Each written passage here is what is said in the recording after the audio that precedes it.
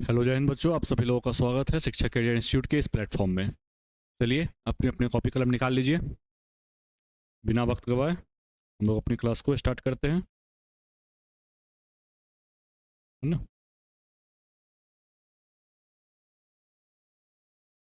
तैयार है सभी लोग?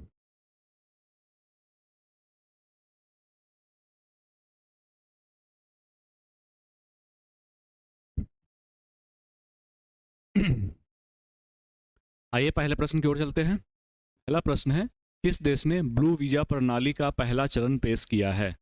हेडिंग डालिएगा, ब्लू वीजा प्रणाली। क्या हेडिंग डालना है?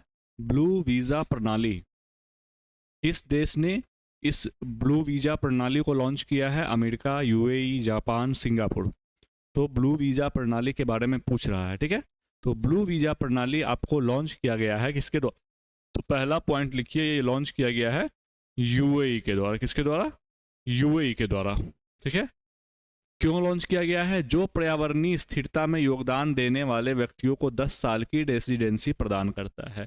ऐसे व्यक्ति जो पर्यावरण के उत्थान में, ठीक है, इन्वायरमेंटल प्रोग्रेस में अपना योगदान देते हैं, ठीक है, या दे रहे हैं, या उससे जुड़े किसी कार्य में लगे हुए हैं, वैसे लोगों को यूएई क्या करेगा? आपको ब्लू वीज़ा प्रोवाइड करेगा और उसके तहत वो 10 साल के आवास की सुविधा देगा। रेसिडेंसी मतलब आपको 10 साल तक यूएई में रहने का वीज़ा देगा वो, ठीक है। तो ब्लू वीज़ा किसके द्वारा लॉन्च किया गया है? यूएई के द्वारा लॉन्च किया है। क्लियर? किस लिए लॉन्च किया गया है? वैसे लोगों के लिए जो एनवायरमेंटल प्रोग्रेस से जुड़े हुए हैं या उससे जुड़ा हुआ कोई काम कर रहे हैं, वैसे लोगों को आवास के लिए 10 साल का आपको ब्लू वीज़ा यूएई दे रहा है। क्लियर? यूएई कहाँ है?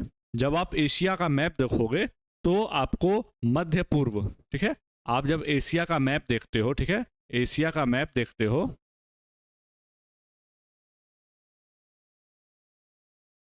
ठीक है, जब आप एशिया का मैप देखते हो कुछ इस टाइप से है, तो यहाँ पे इस एरिया पे, ठीक है, इस एरिया पे आपको यूएई दिखाई देगा। क्लियर? इस एरिया पे आपको यूएई दिखाई देता है, ठीक है। तो आपको मिडल ईस्ट कंट्री है, ठीक है, मिडल ईस्ट कंट्री है। तो दूसरी चीज लिखिएगा, एशिया कहाँ, कौन सी कंट्री है, किस महाद्वीप में है? तो यूएई आपको एशिया महाद्वीप में, यूएई कहाँ है? तो मिडल ईस्ट एशियन कंट्री है, ठीक है, एशियन कंट्री है, मिडल ईस्ट एशियन कंट्री आपको यूएई है। यूएई की कैपिटल क्या है? तीसरी चीज लिखिएगा, कैपिटल,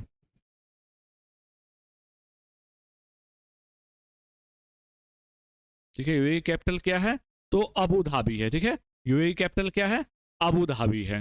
यूएई की कैपिटल अबू धाबी। और यहाँ का करेंसी क्या है? चौथा चीज करेंसी लिखिए, करेंसी क्या है? तो दिरहम है। क्या है? दिरहम। तो ये चार चीज आपके हो गए कि आपको ब्लू वीजा लॉन्च किसके द्वारा किया गया है? तो यूएई के द्वारा लॉन्च किया गया है। यूएई एक मिडल ईस्ट कंट्री है। यूएई की कैपिटल आपको अबू धाबी है। और करेंसी क्या है? तो दिरहम है। क्लियर? आइए अगले प्रश्न पे चलते हैं। तो इसका करेक्ट आंसर क्या हो जाएगा? इसका करेक्ट आंसर हो जाएगा हमारा option number B, UAE.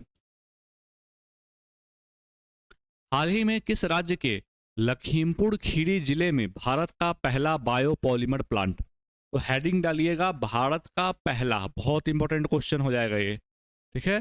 BBI में इसको टिक कीजिएगा, भारत का पहला बायोपॉलीमर प्लांट, भारत का पहला बायोपॉलीमर प्लांट। आइए देखते हैं कहाँ है।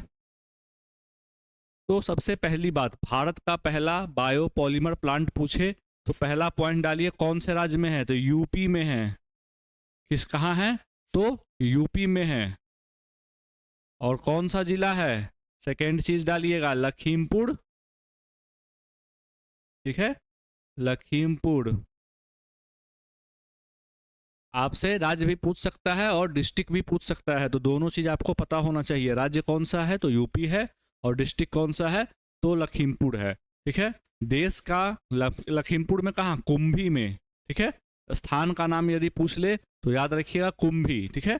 लखीम यूपी के लखीमपुर के कुंभी में आपको देश का पहला बायोपॉलीमर संयंत्र, बायोपॉलीमर संयंत्र की स्थापना की जा रही है। और यह करेगा क्या? तो ये प्लांट बायोप्लास्टिक से बोतल, कप, डिब्बे का निर्माण करेगा। ठीक है, आप जो प्लास्टिक वेस्ट में चले जाते हैं ना, उनको डिस्पोज करके, ठीक है, उनको डिस्पोज करके क्या बनाएंगे ये लोग?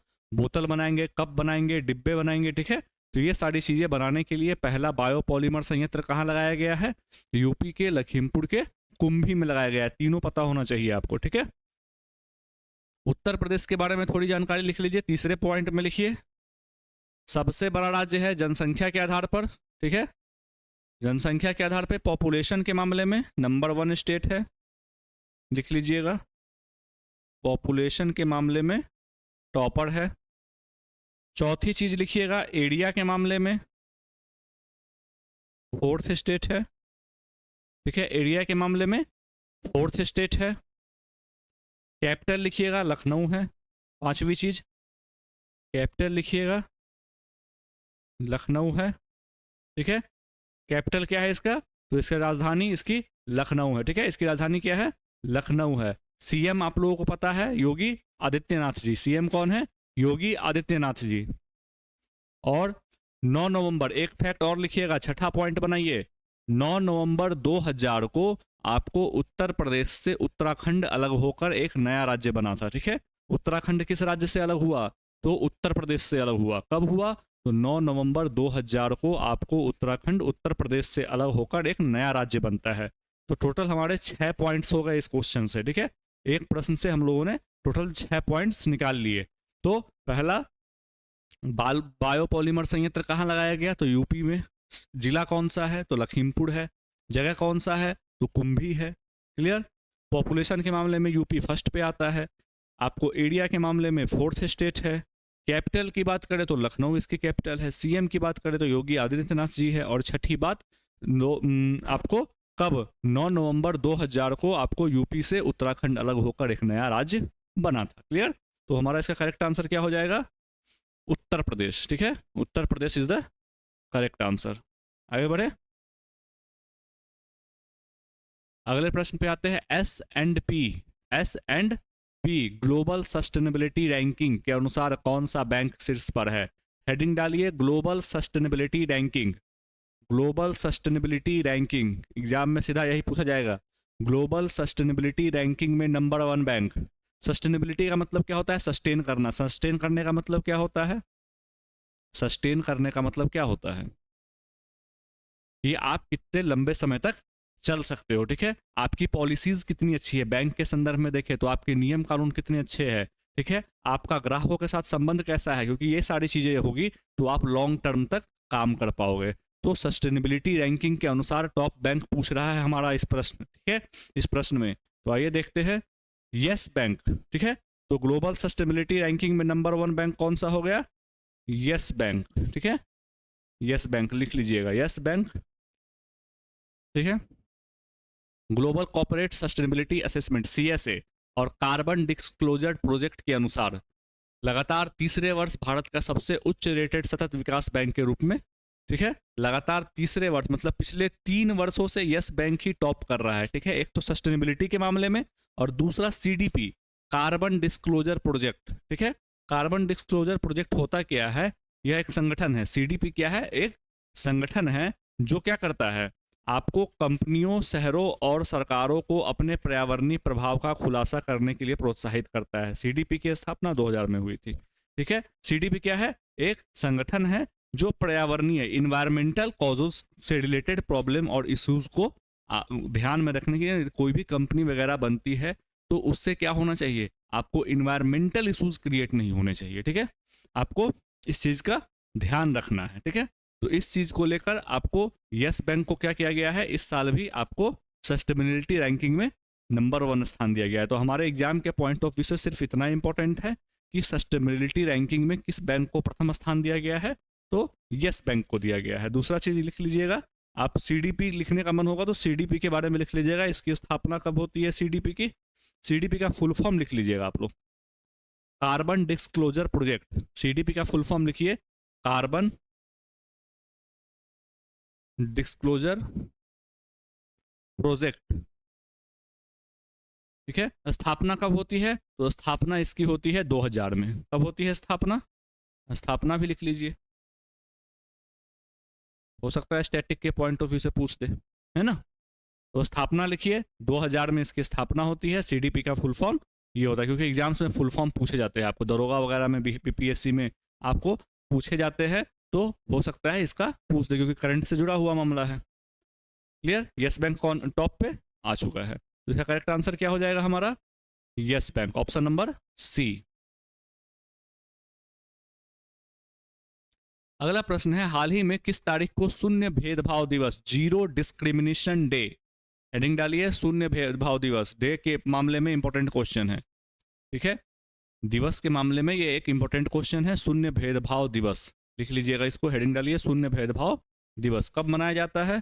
तो पहला पॉइंट लिखिए, कब मनाया जाता है, 1 मार्च को। कब मनाया जाता है, 1 मार्च को, ठीक है। क्यों मनाया जाता है, भेदभाव नहीं करना है, चाहे आप किसी भी जाति से हो, वर्ग से हो, धर्म से हो, जन्म के आधार पे, वंश के आधार पे, किसी भी आधार पर हमें भेदभाव किसी के साथ नहीं करना है, ठीक है। पहली बार कब मनाया गया था, तो पहली बार आपको ये यूनाइटेड नेशन के द्वारा मनाया गया था, ठीक है, 2014 में। स्टैटिक के पॉइंट ऑफ व्यू से याद रखिएगा, 2014 में पहली बार मनाया गया था, ठीक है, पहली बार, ठीक है, पहली बार मनाया गया था 2014 में, आपको जीरो डिस्क्रिमिनेशन डे, शून्य भेदभाव दिवस। इस बार की थीम लिख लीजिएगा, थीम लिखिए, थीम क्या है, हम एक साथ खड़े हैं, हम एक साथ खड़े हैं, थीम लिखिए, हम एक साथ खड़े हैं। 3 चीज हो गई, 1 मार्च को मनाया जाता है और 2014 में पहली बार मनाया गया था, साथ ही इस बार की थीम है हम एक साथ खड़े हैं। जब आप पॉलिटी पढ़ोगे तो उसमें फंडामेंटल राइट्स आते हैं, मौलिक अधिकार। जब आप पॉलिटी पढ़ोगे तो उसमें क्या आते हैं, फंडामेंटल राइट्स, इसको थोड़ा लिख लेना, फंडामेंटल राइट्स, है ना, मौलिक अधिकार। इसमें जो है आपको अनुच्छेद आर्टिकल 14 से लेके 18 तक, ठीक है, आर्टिकल 14 टू 18, ठीक है, समानता का अधिकार देता है, राइट टू इक्वलिटी, समानता का अधिकार देता है, क्या देता है, समानता का अधिकार देता है, ठीक है, समानता का अधिकार देता है, राइट टू इक्वलिटी। और ये किस लिए दिया गया है, कि कोई किसी के साथ किसी भी आधार पर भेदभाव नहीं कर सकता है। जब हम लोग पॉलिटी पढ़ेंगे तो इस चीज़ को डिटेल्स में पढ़ेंगे, अभी आप लोग याद रखिए फंडामेंटल राइट्स, ठीक है, फंडामेंटल राइट्स किसमें है, तो भाग 3 में है, ठीक है, भाग 3 में आपको फंडामेंटल राइट्स आते हैं। उसमें आपको आर्टिकल 14 से 18 तक समानता का अधिकार दिया गया है, राइट टू इक्वलिटी, किस चीज़ के लिए, इसी चीज़ को ख़त्म करने के लिए, कि कोई आदमी किसी के साथ भेदभाव किसी भी आधार पर नहीं कर सकता है, नहीं धर्म के आधार पे, नहीं जाति के आधार पे, नहीं वंश के आधार पे, ठीक है। तो इन चीज़ों के आधार पे आप भेदभाव नहीं करेंगे। क्लियर, आगे बढ़ते हैं। तो इसका करेक्ट आंसर क्या हो जाएगा, 1 मार्च, 1 मार्च। अगला प्रश्न है हमारा, हाल ही में भारत कोकिला सरोजिनी नायडू की पुण्यतिथि मनाई गई है, ठीक है। तो लिखिएगा हेडिंग, सरोजिनी नायडू की पुण्यतिथि, सरोजिनी नायडू की पुण्यतिथि कब मनाई गई है, ये भी देखते हैं, और कौन से क्रम की है। तो पहला लिखिए 76, ठीक है, 76वीं पुण्यतिथि थी, 76वीं पुण्यतिथि थी आपको सरोजिनी नायडू को। इनको किस नाम से जाना जाता है, अभी आप लोगों ने देखा ना, भारत कोकिला,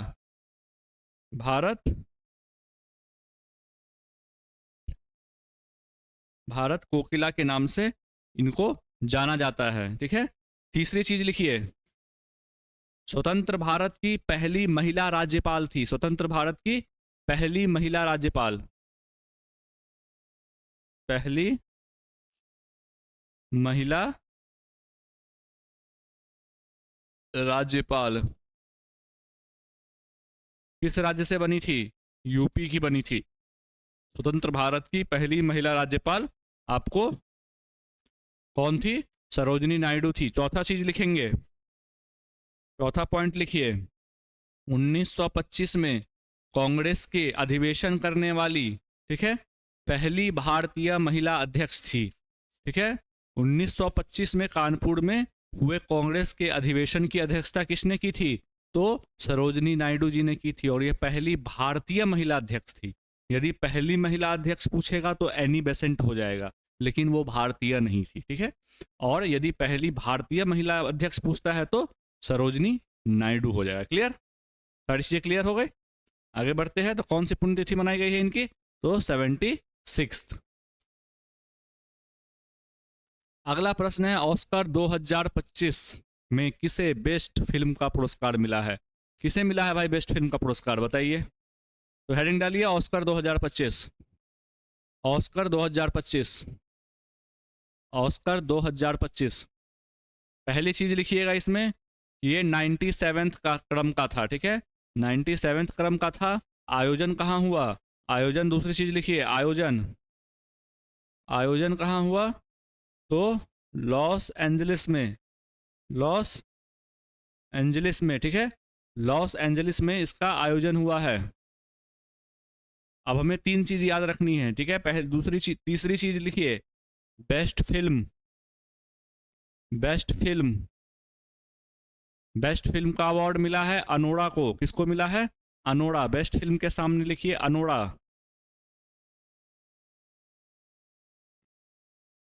चौथी चीज लिखिए बेस्ट एक्टर। बेस्ट एक्टर लिखेंगे। बेस्ट एक्टर का अवार्ड मिला है एड्रियन ब्राडी को। नाम लिखेंगे बेस्ट एक्टर का, एड्रियन ब्राडी। किस फिल्म के लिए? The brutalist. ब्रैकेट में फिल्म लिखिएगा। द ब्रूटलिस्ट के लिए किसको मिला है? एड्रियन ब्राडी को बेस्ट एक्टर का अवार्ड मिला है। चौथी चीज लिखेंगे बेस्ट एक्ट्रेस। चौथी चीज लिखेंगे बेस्ट एक्ट्रेस। बेस्ट एक्ट्रेस का अवार्ड किसको मिला है? तो बेस्ट एक्ट्रेस का अवार्ड मिला है अनोड़ा फिल्म के लिए ही मिकी मेडिसन को। Mickey Madison. बेस्ट एक्ट्रेस का award Mickey Madison, Anora film के लिए। और बेस्ट डायरेक्टर लिखिएगा, 5वीं चीज, बेस्ट डायरेक्टर। बेस्ट डायरेक्टर, तो बेस्ट डायरेक्टर का अवार्ड किसको मिला है? तो ये मिला है फिल्म अनोड़ा के लिए ही सीन बेकर को। किसको? Sean Baker. तो बेस्ट फिल्म अनोड़ा है। बेस्ट एक्टर का अवार्ड आपको द ब्रूटलैंड के एक्टर किसको मिला है? एड्रियन ब्राडी को। ठीक है, बेस्ट एक्ट्रेस का अवार्ड अनोड़ा फिल्म की ही एक्ट्रेस है, और बेस्ट डायरेक्टर भी अनोड़ा फिल्म के ही डायरेक्टर है। तो ये सारी चीजें आपको पांचों के पांचों पॉइंट 97वें क्रम का था, और लॉस एंजलिस में इसका आयोजन किया गया। ठीक है, आगे बढ़ते हैं। इसका करेक्ट आंसर क्या हो जाएगा? Best film अनोड़ा।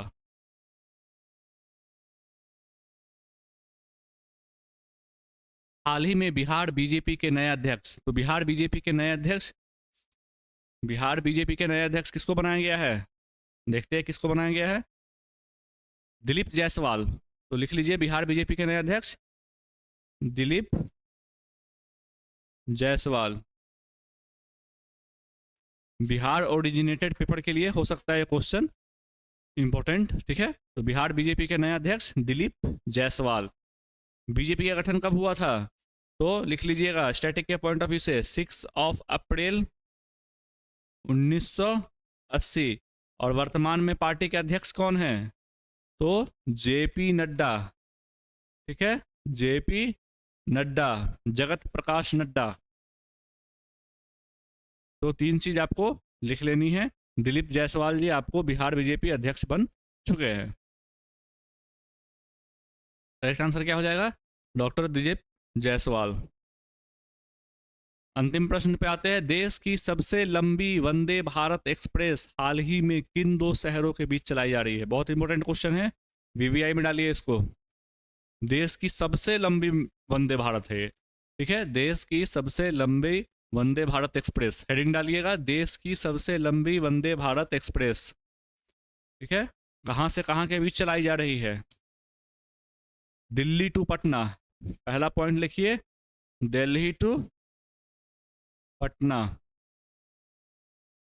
Delhi to Patna आपको देश की सबसे लंबी metro train, sorry Vande Bharat चलाई जा रही है। बनाया किसने है इसको? तो सेकंड पॉइंट लिखिए, इंटीग्रेटेड कोच फैक्ट्री के द्वारा निर्मित है। इंटीग्रेटेड कोच फैक्ट्री के द्वारा निर्मित है। Integrated coach factory, integrated coach factory Chennai के द्वारा इसका निर्माण किया गया है, इस वंदे भारत ट्रेन का। और इसका संचालन कौन करेगा? तो पूर्व मध्य रेल। इसका हेडक्वार्टर कहाँ है? लिख लीजिएगा, हाजीपुर। हेडक्वार्टर कहाँ है? हाजीपुर। पूर्व मध्य रेल का हेडक्वार्टर हाजीपुर, लिख लीजिएगा। और चौथी चीज लिखिएगा, पहली वंदे भारत जो चलाई गई थी वो कहाँ से कहाँ तक के लिए चलाई गई थी? दिल्ली से कानपुर। ठीक है, पहली वंदे भारत कहाँ से कहाँ तक के लिए? दिल्ली से कानपुर। 2019 में चली थी। पहली वंदे भारत कब चली थी? 2019 में दिल्ली से कानपुर के लिए रवाना हुई थी। ठीक है, और अभी सबसे लंबी वंदे भारत ट्रेन दिल्ली टू पटना चलने वाली है होली के शुभ अवसर पे। ठीक है, इसका निर्माण इंटीग्रेटेड कोच फैक्ट्री चेन्नई के द्वारा किया गया है। क्लियर? और इसका इस ट्रेन का संचालन कौन करेगा? तो पूर्व मध्य रेलवे द्वारा इसका संचालन किया जाएगा। पूर्व मध्य रेलवे का हेडक्वार्टर हाजीपुर, बिल्कुल सही। और पहली वंदे भारत एक्सप्रेस आपको चलाई गई थी दिल्ली से कानपुर के मध्य। ठीक है, दिल्ली से कानपुर के मध्य 2019 में। तो ये आज के सारे टॉपिक्स करंट अफेयर्स के हम लोगों ने कवर कर लिए। रिवीजन करते रहिए आप लोग। फिर मिलते हैं कल एक नए टॉपिक के साथ। धन्यवाद।